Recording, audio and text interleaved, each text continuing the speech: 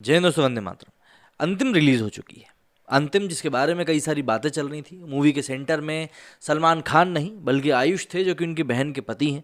लोग यही बातें कर रहे थे कि भैया ये मूवी है, ये सिर्फ इसलिए बनाई जा रही है कि आयुष शर्मा के करियर को एक दिशा दी जा सके, क्योंकि उनकी जो पहली मूवी आई थी लवरात्रि, वो बुरी तरीके से फ्लॉप रही थी। ऐसे में सलमान खान को लोग ये कह रहे थे कि भैया ये सलमान खान के घर का प्रोडक्शन हाउस है, इसलिए इसमें आयुष को मौका मिल गया, वो भी इतने बड़े मतलब सलमान खान जैसे स्टार के सामने, वरना ऐसा पॉसिबल नहीं हो पाता। ये सब नेगेटिव बातें हैं जो कि इस मूवी के साथ चल रही हैं। लेकिन एक बात है, इस मूवी को देखने के बाद आपको 1% के लिए ये फील ज़रूर होगा कि नहीं, इस मूवी में फिर भी पिछली आई हुई सलमान खान की जो मूवीज़ हैं उनसे काफ़ी हद तक काफ़ी अच्छी चीज़ें मौजूद हैं।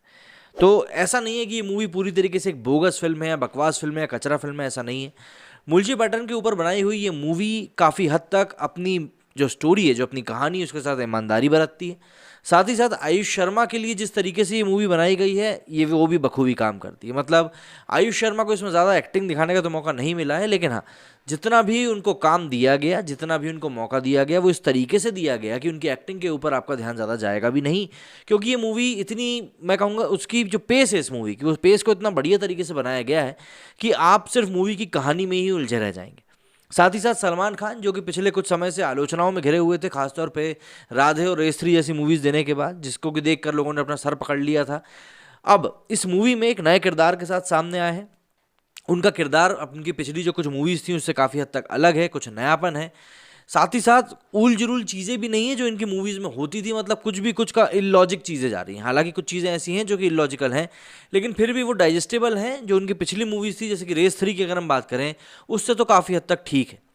अब इस मूवी में क्या कुछ अच्छा है, क्या कुछ बुरा है, इन सभी चीज़ों के बारे में हम बात करते हैं इस वीडियो में। बॉलीवुड सुपरस्टार सलमान खान और आयुष शर्मा की फिल्म अंतिम द फाइनल ट्रुथ का अंजाम अब केवल सलमान खान के डाई हार्ड्स फैंस के हाथों में है। जाहिर है ये मूवी बहनोई आयुष शर्मा के लिए बनाई गई है, और एक बात जो इस मूवी से आयुष के लिए फ़ायदेमंद हो सकती है वो ये कि आयुष को खुलकर खेलने का मौका मिला है, जो काम वो अपनी पहली मूवी में नहीं कर पाए थे। उस रोमांटिक इमेज को तोड़कर उन्हें ज़बरदस्त तरीके से एक्शन सीन्स, भाईगिरी और बॉडी दिखाने का मौका मिला है। ऐसे में उनकी थोड़ी बहुत फ़ैन फॉलोइंग बनने की तो पूरी उम्मीद है, लेकिन मूवी को हिट करवाने का दारोमदार अभी भी सलमान खान के फैंस के ऊपर ही है। कहानी की बात करें तो कहानी में कुछ भी नया नहीं है। मतलब पुणे शहर में नेताओं, गुंडों और बिल्डर्स की एक लॉबी है, जिसके चलते ज़मीनों पर कब्जा आम बात है। यहाँ तक कि महाराष्ट्र केसरी की ज़मीन को भी औने पौने दामों में धमका कर खरीद लेते हैं। उस शहर में ये आम बात है। यहाँ खुद को हिंद केसरी और हिंदुस्तान का भाई कहने वाला इंस्पेक्टर राजवीर सिंह यानी कि सलमान खान तैनात है। हिंद केसरी का बेटा राहुल यानी कि आयुष शर्मा ये बर्दाश्त नहीं कर पाता, और एक दो मारपीट के बाद एक नेता अन्य उसे अपने गैंग में शामिल कर लेता है और अपने दुश्मनों की हत्या तो करवाता ही है, ज़मीनों पर कब्जे के काम में भी लगा देता है। राहुल धीरे धीरे बड़ा हो रहा है, लेकिन उसका पिता और गर्लफ्रेंड दोनों ही उसकी इन हरकतों के चलते उससे रिश्ता तोड़ लेते हैं। गर्लफ्रेंड के पिता के तौर पर खुद डायरेक्टर महेश मांजरेकर रोल में है, जो पूरी मूवी में शराब पीकर ज्ञान बांटते फिरते हैं। इंस्पेक्टर राजवीर लगातार राहुल को चेतावनी देता रहता है, गुंडों को आपस में लड़वाता है और राहुल को पसंद भी करता रहता है। और फिर मूवी का अंत वैसा ही होता है जैसा कि दीवार, वास्तव, खलनायक जैसी हीरो के गैंगस्टर बनने वाली मूवीज में हुआ था। ऐसा लगता है कि मूवी में केवल एक किरदार को ही उभारना था, वो थे आयुष शर्मा, मतलब राहुल। उसके चलते बाकी किरदारों पर महेश मांजरेकर ने उतना ध्यान नहीं दिया। किरदार आपस में ही अपनी बातें काटते नजर आए।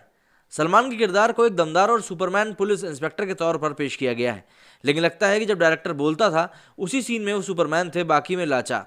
उसके सामने विधायक थाने में बता रहे हैं कि मर्डर कैसे किया, वो लाचार दिखाई देता है। उसके सामने एक नेता की हत्या होती है और वो गुंडों का वर्दी उतरवा कर लड़ने के लिए चैलेंज कर देता है। कभी कभी सलमान के रोल में राजवीर इतना हिम्मती दिखाई देता है कि विधायक के करीबी को मारपीट कर फौरन पब्लिक से गवाह तैयार करवा लेता है, और राहुल के 3-3 मर्डर केस में उसे कोई गवाह ही नहीं मिल पाता। अभिनेता सलमान के एक कॉल पर थाने में आकर पैरों में पड़ जाता है, दरोगा के एक थप्पड़ पर पेशाब कर देता है, और दूसरी बार जब मिलता है तो सलमान से बिल्कुल नहीं डरता। राहुल पूरी मूवी में डरता नहीं दिखाई देता, और आखिरी में गुंडों से डर कर सब्जियों की फड़क में नीचे जाकर छुप कर बैठ जाता है। तो अब कौन किरदार क्या टर्न ले रहा है, ये समझना थोड़ा मुश्किल है। मतलब ये मूवी काफ़ी कुछ ऐसे तानों से होकर गुजरती है कि कहीं ना कहीं आपको ये चीज़ समझ में आ ही जाती है। पूरी मूवी में सलमान जैसा ब्रिलियंट इंस्पेक्टर कभी सीसीटीवी की बात नहीं करता, कोई भी धड़ाधड़ मर्डर के बीच मोबाइल कैमरे से शूट नहीं करता। मीडिया पूरी मूवी से लापता दिखाई देती है। ऐसा लगता है कि मूवी मांडवा के दौर में फिल्माई गई है।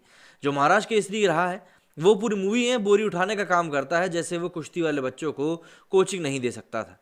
महाराष्ट्र केसरी शुद्ध सांस्कृतिक उत्तर भारतीय हिंदी बोलता है, जबकि उसका बेटा उसी से मराठी शब्दों से लबरेज गुंडों वाली हिंदी बोलता है। एक ही घर में सालों से रह रहे लोग आपस में दो अलग अलग भाषाओं में आखिर कैसे बात कर सकते हैं। मूवी की शुरुआत में ही एक मुजरा जैसा आइटम गाना रखा गया है। उसके बोलों में इंस्टाग्राम की स्टोरी, चिंगारी, हैशटैग ट्विटर आदि घुसाने के चक्कर में न जाने वो गाना रह भी गया है या नहीं। फिल्म का एक ही गाना युवा लड़कों को समझ में आ सकता है और वो है आज भाई का बर्थडे है, लेकिन वो जिस भाई का बर्थडे था उसे मूवी में देखकर वो शायद ही गुनगुनाएंगे। गणपति सॉन्ग भी अच्छा लगा था, लेकिन इस गाने के साथ साथ ही वरुण धवन को इस गाने में लाया गया था, जो कि अपने आप में ही एक काफ़ी अट्रैक्टिंग सा बन गया था। मराठी मूवी मुंशी पैटर्न का रीमेक है ये मूवी वास्तव में, और हथियार जैसी मूवीज डायरेक्ट कर चुके महेश मांजरेकर ने डायरेक्ट की तो उन्होंने लगता है कि अपने सारे पुराने फॉर्मूले इस मूवी में इस्तेमाल कर डाले, इसलिए इंस्टाग्राम स्टोरी वाला गाना छोड़कर बाकी कोई भी नया फार्मूला अपनाने से परहेज रखा गया है। यहाँ तक कि कोई दिमाग लगाए, इसलिए खुलेआम लाशें गिरती रहने के बावजूद पुलिस इंस्पेक्टर से बड़ा कोई अधिकारी तक नहीं दिखाया गया। वास्तव हथियार की तरह इमोशनल एंगल काफ़ी है, लेकिन माँ जैसी इमोशनल रिश्ते को साइलेंट करके पिता पर इसमें फोकस किया गया है। बाकी एक्टर्स की बात करें तो सचिन खेड़कर राहुल के पिता के रोल में है, मंझे हुए अभिनेता है, लेकिन जिस तरह का रोल उन्होंने किया है वो उसमें मेहनत तो काफ़ी करते हैं, लेकिन छाप छोड़ने में कामयाब नहीं होता है। साजिद शिंदे को भी दरोगा के रोल में ज़्यादा कुछ करने के लिए मिला नहीं। उसी तरह बंगाली अभिनेता जसूसेन गुप्ता और निकेतन धीर भी गुंडों जैसे छोटे रोल में मौजूद हैं, जो दोनों की प्रतिभा के साथ न्याय नहीं है। उपेंद्र लिमे ज़रूर नान्या के रोल में छाप छोड़ते दिखाई देते हैं। मूवी में वरुण धवन भी एक गाने में दिखाई देते हैं। कोशिश नई अग्निपथ जैसी गणपति सॉन्ग के सीक्वेंस को बनाने की थी। सबसे खास बात है मूवी का पेस, वो ज़रूर महेश मांजरेकर ने बनाए रखा है। जहां मूवी थोड़ी बहुत कमज़ोर भी होती दिखाई देती थी, वहां पर वो सलमान के सीन्स को ले आते थे, लेकिन आयुष कहीं से भी कमज़ोर ना हो पाए इसका पूरा ध्यान रखा गया। इसी के चलते हीरोइन भी कोई नामचीन नहीं ली गई, बल्कि टीवी एक्ट्रेस महिमा मकवाना को आयुष के साथ फीमेल लीड के तौर पर लिया गया है। यह भी ध्यान रखा गया है कि हीरोइन बहुत ग्लैमरस ना हो, चूंकि कहानी में कुछ नया नहीं था और मूवी का लॉजिक से कोई वास्ता नहीं था और सलमान पर फोकस करके नहीं बनाई गई है, इसलिए लोगों को शायद ही ये मूवी पसंद आए।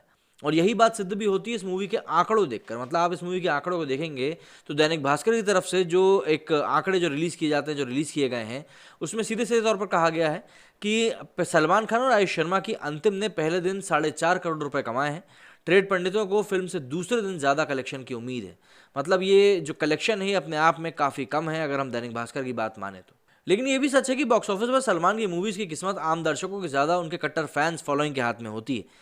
ये अलग बात है कि सलमान खान की इस मूवी में देश भर में वकीलों के गुट नाराज़ हो सकते हैं, क्योंकि पुलिस इंस्पेक्टर के रोल में वो थाने में आने वाले वकीलों के मुंह पर कई बार पानी फेंकते हैं और एक बार तो एक के मुंह पर जूता भी फेंक देते हैं। मतलब आप इससे खुद ही अंदाज़ा लगा सकते हैं कि इस मूवी में कितना कुछ है जिसको कि लेकर फैंस खुश भी हो सकते हैं और नाराज़ भी हो सकते हैं। बहरहाल इस मूवी के बारे में सीधे तौर पर सिर्फ एक ही शब्द कहा जा सकता है कि इस मूवी की जो पूरी किस्मत है वो सिर्फ और सिर्फ सलमान खान के फैंस के हाथों में ही है। मेरे स्टूडियो में फिलहाल इतना ही। जय हिंद, जय भारत।